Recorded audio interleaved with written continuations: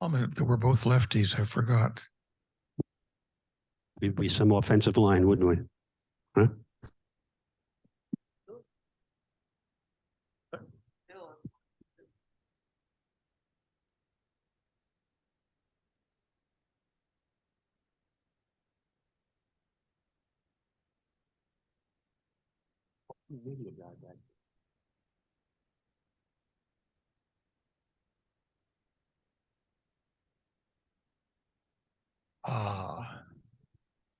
Now we can start.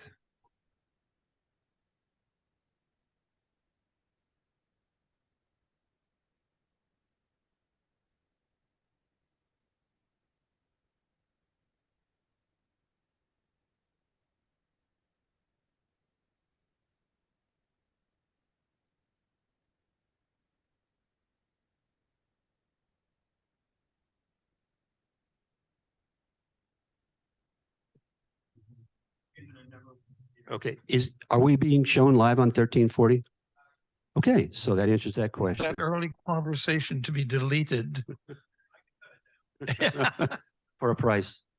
Okay, good afternoon, folks. My name is David Smith, and my friend here is George Brown. George is being exposed today as part of the steering committee of Sustainability Committee, and I get the pleasure of interviewing him. George, you've probably seen him on Woodland Pond YouTube at least 2 times in the past.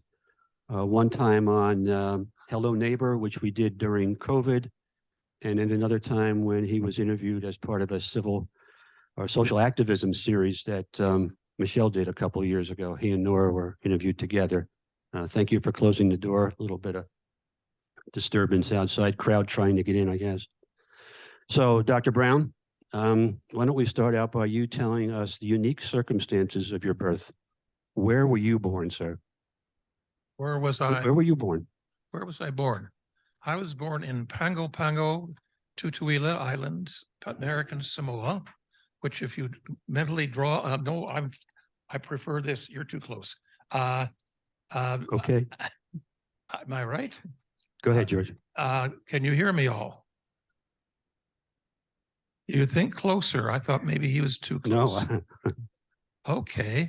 So if you draw a line in your mind between Hawaii and New Zealand, Samoa in the middle of the Pacific is there. And you may ask, why was I there? I was being born. But I was there because my parents, both anthropologists, were involved in the creation of a school for the sons of Native chiefs to help them both learn Western education along with maintaining their own cultural societal strengths and weakness and strengths and traditions. I was there for 2 years. I don't remember any of it. And so after that, you did what? You went to school, you had hobbies and interests, et cetera, as you were growing up? Sorry, I went to school. Yes, I'm sure you went to school. Tell us where you went to, not college yet. Let's get through your earlier fun years. My fun years at school, well, oh my God. Well, they were scattered around. I went to many different schools, many different places. In the first in Northeast Connecticut, University of Connecticut, where my father taught, then to Philadelphia. He taught at Temple University. And then we spent 2 years in the Japanese American War Relocation Camp, the concentration camps created by FDR during World War II to take all the Japanese Americans from the West Coast and put them into isolated camps, 10 of them altogether. The one I was in was 40 miles southeast of Phoenix. I was there in grades 3 and 4. Wow. Then back to Philadelphia, and then returning to Canada. My parents were Canadians, and I was a registered Canadian citizen, even though I didn't actually get to live to Canada. I've lived in Canada until I was 10 years old. So you've been more places by age 10 than I've been. Well, that's just up to by age 10. Yeah, so the rest of my life was in Toronto, which was a rather boring place at the time. Not so much now. It's a very lively city, but the most important thing that happened to me then was I met the woman who I've now been married to for 59 years. There she is. And Was it during college, after college? sorry, Was it during or after college? Was it during or after college? I was just about to graduate from medical school when I met her. School. She was already a very well established principal dancer at the National Ballet of Canada. And it was I went off to San Francisco to intern. She went off to Bermuda. And somehow we went through various places, included Jamaica. And after 3 years or so of long distance courtship, it worked out. It worked out. Yes, 50 Here we- is a good number to work. So tell me a little bit about your professional experience. I have read your biography and I can give you a couple of jumping off points, but Well, I think my early connections with anthropology affected me a great deal in terms of interest in international affairs. And when I went to medical school, I didn't really aspire too much to be a clinician. I was interested in international health. And in fact, my first opportunity before we were married was to work for a year in Haiti in a rural hospital where I was essentially doing tropical medicine, clinical medicine. But at that point, I got interested in a career in international health and went to Harvard for a master's in public health. And during that year, I carefully chose Harvard because it happened to be in Boston and my bride-to-be happened to be in Boston. And that's the only reason I went there, I assure you. It's an okay school, but anyhow, we got married. And as soon as I graduated, we went off to Tunisia, where we lived 2.5 years there and 2.5 in Morocco. So 5 years altogether. so that was in the, North that was the Africa. honeymoon. That was our honeymoon. 2.5 years. During which we were there to help the two governments of Tunisia and Morocco to establish national family planning programs. And our contribution to the populations of Tunisia and Morocco is to produce one child in each country. Our older daughter is born in Tunisia and our younger in Morocco. But you took those daughters with you when you left. But what? You took the daughters with you when you left. You didn't. Oh, we did. We didn't leave them behind. Yes. Although since then they've gone their ways. Well, as they will. Yeah.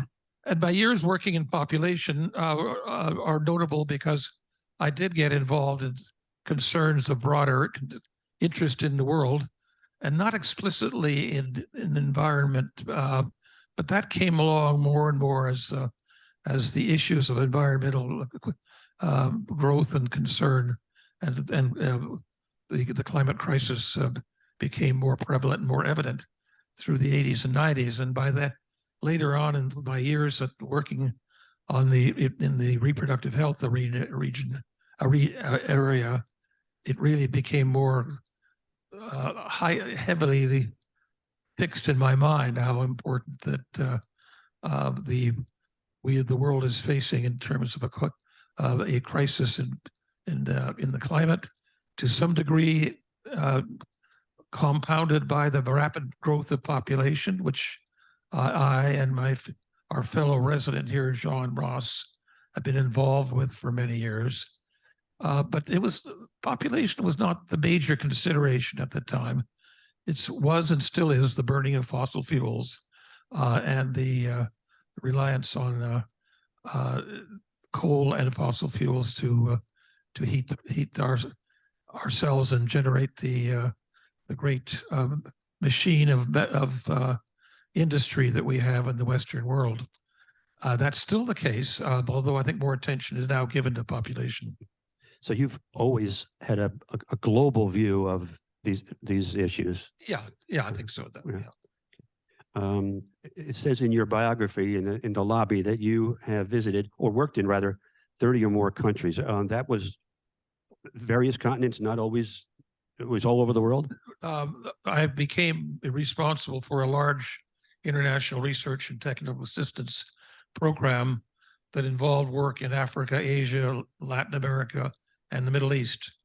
And when I say 30 countries, I think at the time I left, we had actual projects in about 30 countries. Oh, I think the numbers perhaps expanded since I left, but yes, and the greatest number were in Africa because the problems of development and poverty and high population, high fertility are especially prevalent in Africa. so how, with that worldly background, did you find yourself here at Woodland Pond? I mentioned the name of John Ross. John has been here, many of you know him, for a good number of years. He and I first met, and Nora also met John over 50 years ago when we were both young and getting in this field. And our paths crossed over the years many times. And so when we started looking for a place to get out of New York, we'd lived in New York for 35 years, and I was ready to move. Nora, not so much. And we looked at various CCRCs, and not John being here, he arranged for us to come here. We'd known the area, the Shogungs and Newpalts from our early days in cross-country skiing. And so it was a familiar territory, and the rest is history, as the same for you people here. It's turned out to be a marvelous place to live. Do you still have your place in the city, or have you cut the cord on that? Sorry? Do you still have a place in the city? No, No. no, we sold out. Okay. Yes, Okay. Now that we've done the part of the interview I wanted to do, let's get to the part that you're more anxious to do. Tell us about the sustainability and how it came to be and your part in it. Very open question. The origins, I think all of us involved have brought similar backgrounds of concern about the climate change and population and climate crisis.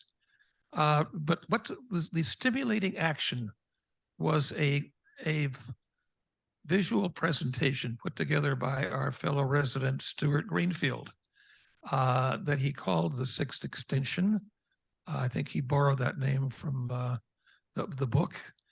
And it was and is a dynamite presentation. Many of you have seen it because we liked it so much that we had it shown a second time. But the first time was very powerful. And several of us in the room had tears in our eyes at the end of it, where especially the presentation of that young teenager from Sweden, Greta Thunberg, was just overpowering. And Michel Gramolia was especially affected, and so were others of us. And we got together right after that, and we formed a sort of a task force group that involved Michel, but very much involved a group of 6 of us, 4 of us here in this room, actually, Don Sangri and Jakob Pittman and Nora Brown, and 2 others, Joy Dreyer and June Feiner. And we included very much the management because of Michel's deep interest and the importance of management in trying to achieve anything. So we created the Sustainability Committee exactly, or almost exactly 3 years ago. Is that unique? Just at the beginning of COVID. Is that unique to have management that involved in it? It is. I think it's the only group that officially has on it. Rob Dunn is the official assigned member of the staff, but Michel is in attendance a great deal. So is Tom, and so is Amy McIntyre. Those are the 4 that we interact with the most, but we sometimes interact with others as well. So that is the group that we work as the steering meeting, the gang of 6, as I mentioned, and we formed the committee and invited a lot of others to come and join. The first thing we did was to create a vision statement and a mission statement. They're short. Can I read them? Sure. You've got the microphone. Go ahead. Since I have them here. Our vision, a viable world that sustains all living things for present and future generations. The mission statement, to honor, respect, and maintain environmentally sustainable living within the Woodland Pond community through actions that evaluate, facilities, programs, and practices, educate and inspire, and advocate for positive change. Those broad generalities have stuck with us, and we remind ourselves what we're intending to do, what the vision is. Now we realize that we can focus largely, initially almost exclusively, on actions within Woodland Pond, but more and more we get in our education program, especially, engaged in the larger pictures of the ever increasing work on the climate crisis that's going on in the New Paltz area, in Ulster County, in New York State, in the U.S., and beyond that, the UN, and beyond that, many other players in the world. Tell us about some of your early efforts in the sustainability. Well, it's committee. interesting. We started off. I think one of the first ones was trying to reduce to recycle as much as possible the plastics that we have here, and we focused on the three-piece plastic containers that we all get if we take out food. They are solid, well-structured, and can be dishwasher proof, and in fact, beyond that, they can be washed in our own kitchen facilities. So we set up a program, and it took a bit of time to get everybody on board. And we've gone, I'd say, about 2.5 years now into a recycling program where I think most of you know, you are urged to wash in your dishwashers the three-part containers and their lids, bring them down to the little space besides the hostess desk at the dining room, and then the kitchen staff picks them up, washes them again in their high-powered washing, and use them again. And they're, at least we were told at the time, useful for roughly 10 times. So with the possibility of recreating a never-ending cycle is what we were aiming for. And we also initially identified other groups, a couple of other groups outside Woodland Pond that might use them. I think we've now got to the point where we use all the ones that we produce here. However, we did learn fairly recently that we are still obliged to spend not insignificant amounts of money to purchase new products. And so it makes us wonder whether we are doing our job well enough, and we need to re-educate. And this is, I think, a common thing that we're learning now, is that re-education of issues like this, like using compost, of recycling paper, using the good on the other side, the goose system of using paper that rather than just throwing it away, and how to reduce the amount of waste disposal, especially throwing food stuffs into the waste rather than into the compost. So on that note, I recall one of your earlier efforts, and I found this was both fun and informative, was the movie your group produced. Yes, we have a cinematographer in our group. He's, cinematographers typically have very long hair. And yes, we produced a thing that we called Compost Are Us. What was it? Containers Are Us, like in Toys R Us. Your audience knows what they're talking about there, George. And Yakov was the cinematographer, and and actually we've talked about doing it again.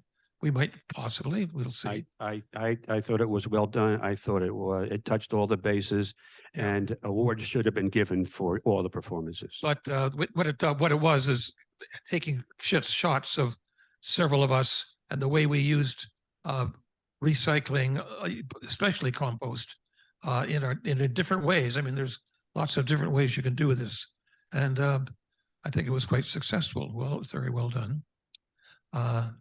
Is there any other successes you'd like to point to? That was in 2001. Yes. Any more? 2002? Oh, well, my God, there's a long list, and I don't want to go through a whole shopping list. But Couple let me highlights. pick out a few of the contents. In addition to recycling the containers, some bright fellow came up with the idea of recycling egg cartons. Now, who would that be? The director of your movie. Dave, I think you were the man behind this. No, it was Yakov's idea. And he kind of put out the word to the community. Is there anybody who knows of anybody who might use them? I have a friend who has a few chickens and some geese, and he's been very, very pleased to receive, well, over the couple of years, probably, I don't know, 300 or 400 containers, and he hasn't shut me down yet. So I'm going to keep on giving them to him as long as he wants them. But no, it wasn't my idea. It was someone else's.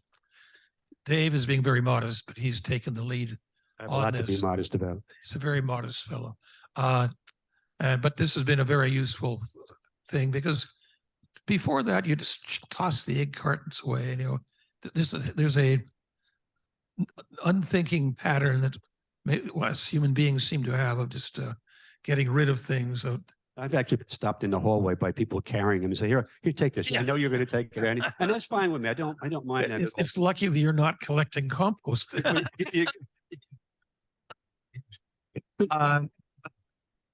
So we've also tried to increase compost, because that's really a tremendously effective way of making sure we get recycled, reused, and free recreation of fertilizer through a competent group that comes to collect all our waste food products. The largest source of that is, of course, our kitchens, and in that we worked very closely with Amy McIntyre and Rob Dunn on getting that as much as possible. I think there's been through Amy's work, there's been a decrease in the amount of compostable material that has to be gotten rid of from the kitchen. I think she's done quite a remarkable job on that front. And, you know, other things, you know, the staff engagement on this has been tremendous. I could mention here Tom Tango, who is currently doing two things. One is taking the lead on changing LED lights in all the apartments, together with a combined group of residents and staff.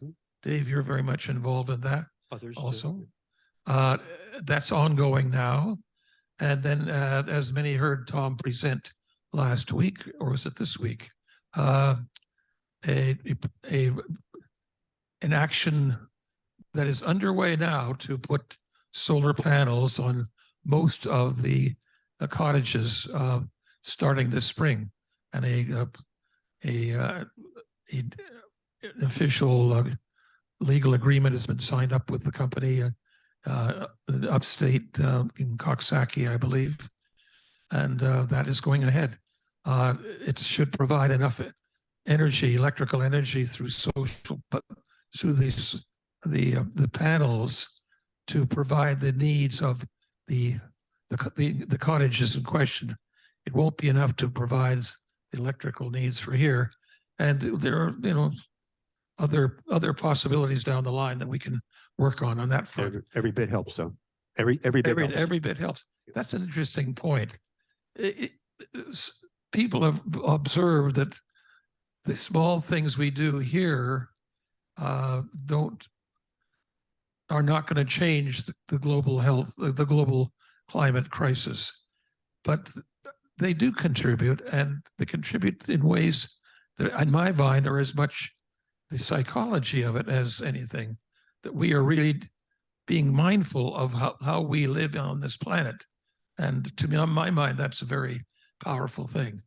But I think we have to. Another important part we do is education, and we have a number of education efforts. We have a library shelf that's very valuable in terms of content information.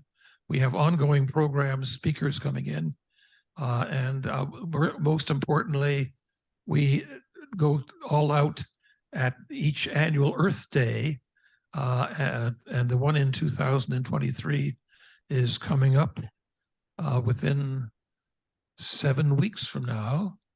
And the committee is, the sustainability group is very much involved in the planning of that. So, and that is not just one day, it's over the course of several days before and after Earth Day, which is April 22. We will already have lined up 2 speakers, outside speakers.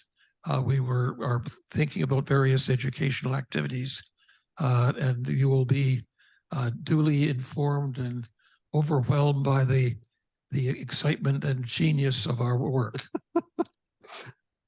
Yeah, you're right, because it was a great week last year. Last year, we got a good response.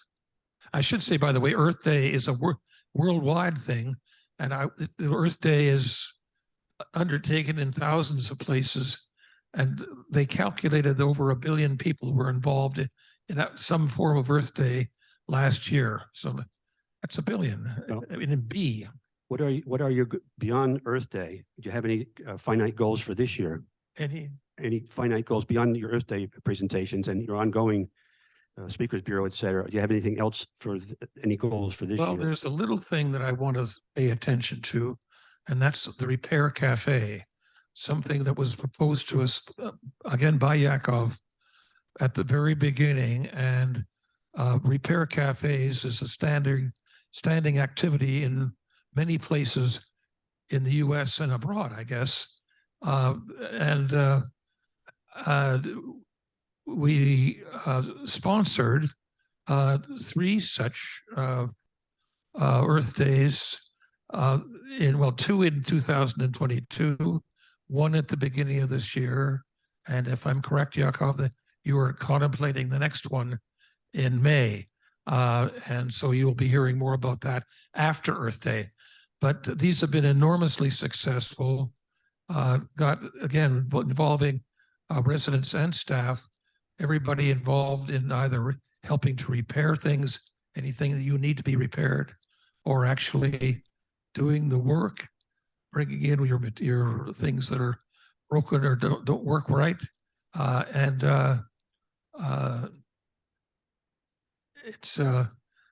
We could spend a whole session on this. If anybody wants more questions, we have the expert in the room here. Well, speaking of questions, this might be a good time to open up the floor for questions. Do you have one, Susan? You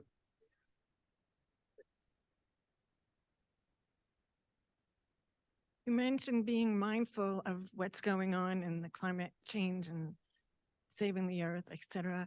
And I'm very interested in meditation, which is one way to be mindful. And I am very curious about the rumor that you actually met the Maharishi. Ask about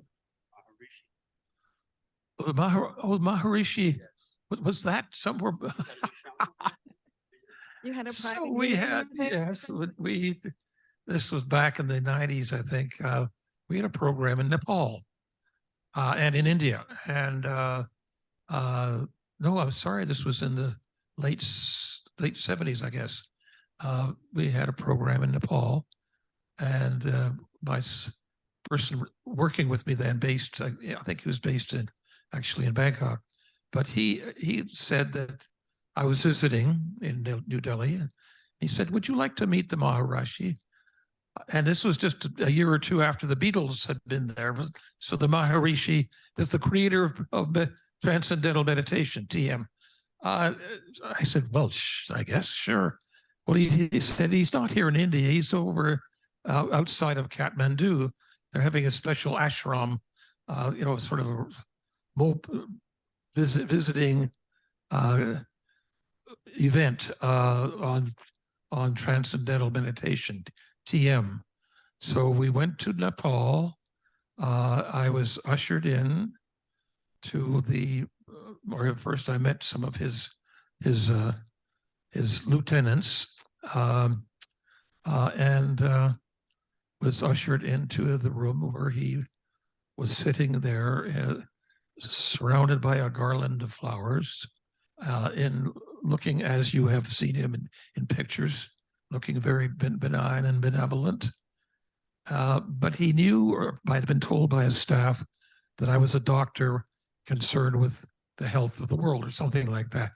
So he launched into the tremendous value of TM in terms of improving health, saving children's lives, and he made obviously very deeply committed to TM as a health implementation. And I said, I responded very positively, and I said to him, "But tell me, I can't remember what I referred to him, Mr. Maharishi, I guess."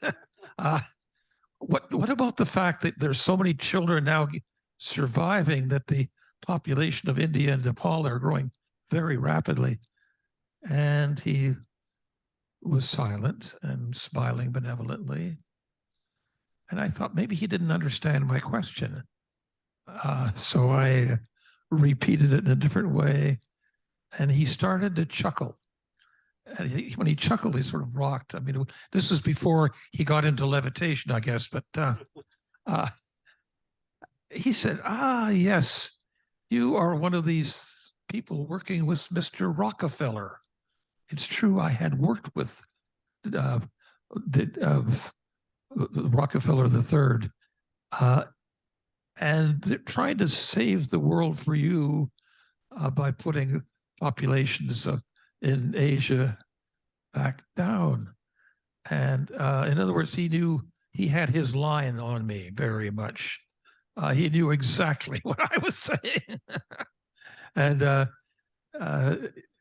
it is interesting because I had worked before that. I mentioned Tunisia and Morocco, but also later in my life with an organization called the Population Council, which was created by John D. Rockefeller III and initially funded by him. So the Maharishi, he might have known that, but he just probably didn't. He just lumped me in with all these good people coming from the West to solve the problems of the East. Any other questions? Oh, we have hands up all over the place. Would you please talk about timber cruising in British Columbia? Holy mackerel. Wow. We've done some research, George.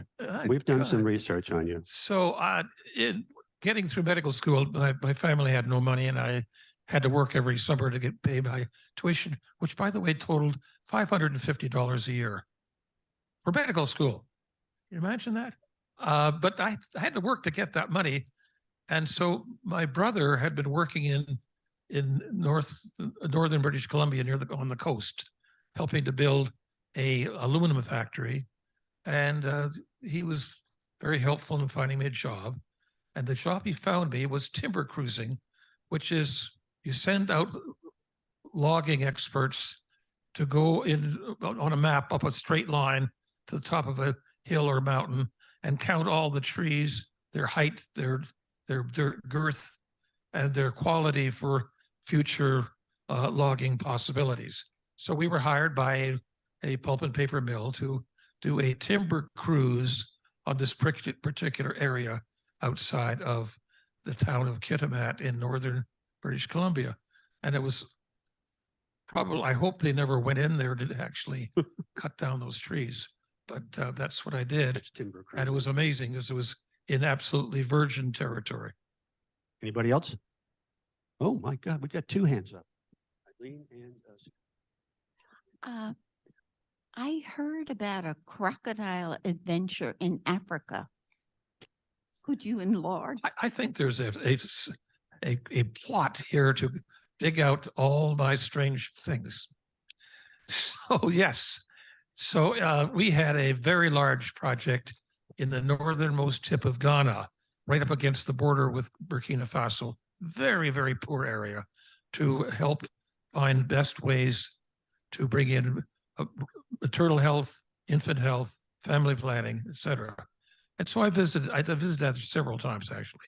But one time, the fellow who was working for me there told me that there's a special project that esteemed visitors had to go through. And that is you go to a small lake a mile or two away. You pay for a chicken, a live chicken to be procured. And then you go to the side of the lake, and the the local person whistles like, and a live crocodile came up. It wasn't a big crocodile, but it was about twice the distance here. And it was interested not in me, but in the chicken. So the local person was holding the live chicken still bleeding out here. And I was asked to go around and around to grab the top crocodile's tail, which I did very, very reluctantly. Very reluctantly. There's a photograph somewhere of this.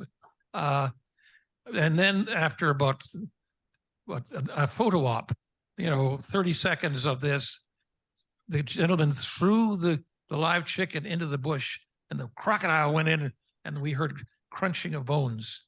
And that was that. It was not my bones, the chicken's bones. I think Suzanne had her hand up.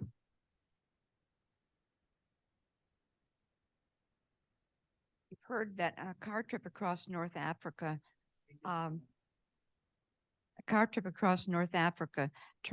you were turned back at the border of Algeria. Sorry, after we came back to. You were turned back at the border of Algeria. Yes, of course, on each side. Turned back. Was that your question? Yes. Okay. Yes, it was. Of course, Algeria is the country between Tunisia and Morocco. And when I was working in Morocco, I was asked by the World Health Organization to be as a consultant to go to Algeria, which had just recovered from the terrible, terrible war they had, the War of Independence with France. And I went on a prescribed certain time. And as I arrived in Algeria, there was a statement from the president of Algeria to say that they actively wanted to do everything to increase population. So I asked a few people what to do, and they said, turn around and go out. So my consultation lasted 1 day. Any other hands? I don't know where you're getting these old stories. Suzanne has another one. This one has to do with sustainability. Having just finished reading an article in the Discover magazine on the black soldier fly. Have you heard anything about the black soldier fly? And it's being used as a way to eliminate garbage and to produce protein and fertilizer? I'm sorry, I don't know about that. I'll have to give you the article to read. It was fascinating. Oh, Now we have Dawn. George, tell me about a union iron worker in British Columbia. oh, what iron? Oh, You- iron worker. Yeah. Oh my God. The So, memories are coming back, huh? my timber cruising experience was limited because I needed more money. It wasn't paying very well. And so I became an iron worker apprentice initially, working, building these high steel hot lines, they call them, to smelter aluminum ingots. And we were building this. And so I was up there mostly bolting up. I wasn't the heroic connector guys who were putting the steel up. I came along with a pneumatic wrench to bolt up these high tensile bolts that I think are still standing, still there. Anyone else? I thought there was another question out there. No? I have Well- a feeling there's a plot here. No, well, this is the end of the plot. I thought I had written out another slip that had something to do with you being held at gunpoint in Haiti. Haiti. Oh my God. Well, that's a sad story. Yeah. Oh, No. It's a good story. I was working in a hospital in Haiti, a rural small town, the town of Jérémie in Haiti. And like the rest of Haiti at the time, controlled by Papa Doc Duvalier, there was a paramilitary force, kind of like the Gestapo, called the Tonton Macoute. And they were everywhere, including in our hospitals, people in our hospital. So what happened was that after I'd been there a year, one of our nurses was rotating off and going back to the US. And so we decided to have a little farewell lobster party on the beach. Lobsters there cost 25 cents each, and the rum was very cheap. And so we went to this rural beach about 7 miles out of town. Our favorite little beach had a nice roasted lobster and rum, etc. And towards twilight, we came back up, and I was driving an open Jeep, and another colleague was driving a closed-in Land Rover, but he lost the keys. And so we were sitting there. He went down to the beach to try to find them, came back up a while later, couldn't find them. So we said, okay, I'll drive in with 3 or 4 colleagues in the open Jeep and get somebody to come out and help get the rest of them or find the keys or do something with the Land Rover. So we got in the Jeep, and I drove out from the parking area onto this was a dirt road, and the shot was fired across my bow. And I came to a stop, and out of the bushes on the other side, about 10 Tonta-Makut, most of them with these rusty World War II type rifles, which evidently at least one of them worked because they shot. And, so they wanted to, we learned later, they thought we were possibly running guns for, indeed, there was a rebel group in the hills fighting Papa Doc. And so they inspected a Jeep, which took about 30 seconds because it was a small open Jeep. But then they went to the Land Rover. It was locked, and we couldn't prove that we didn't have guns inside the. So we sat there for a while arguing with them, and finally just sat down on the road with these guys with their guns pointing at us. And eventually, one of our group, an African-American guy, was very good in Creole. He was so good in Creole, they called him Le Gros Neg Blanc, the big black white. He talked them into allowing me to drive 2 of the Tonta-Makut into town. It's about 7 miles, as I said, and get the regular army involved, and meanwhile everybody else had to sit there. So no, I didn't drive in. The fellow, the African-American colleague, drove them in. He said he drove so fast he was scared to death of us, left there with the guns pointing at us, that one of the Tonta-Makut dropped his rifle off the back of the car, so he had to back up to get the fellow's rifle. Anyhow, the military came out. We were all saved, brought back in, and then the nurse who was leaving went back to New York, but she told this story to the headquarters, and the headquarters panicked, and they pulled us out, the whole team. So it was a very, very tragic end. I can see now how they could have panicked, but that's what happened. That's the sad part of it. George, thank you. I don't know what happened. I can't tell you. It's lost in the mists of history. Thank you. Any other? I have no more plaintive questions, George. This is quite amazing. I wasn't expecting this. Well, I had But an accomplice. Thank you, Nora. oh, So if there's no other questions, I thank you all for coming. I hope you out there in TV land learned something about George's professional life, his adventures, and the Sustainability Committee. Thank you very much. thank you, Dave.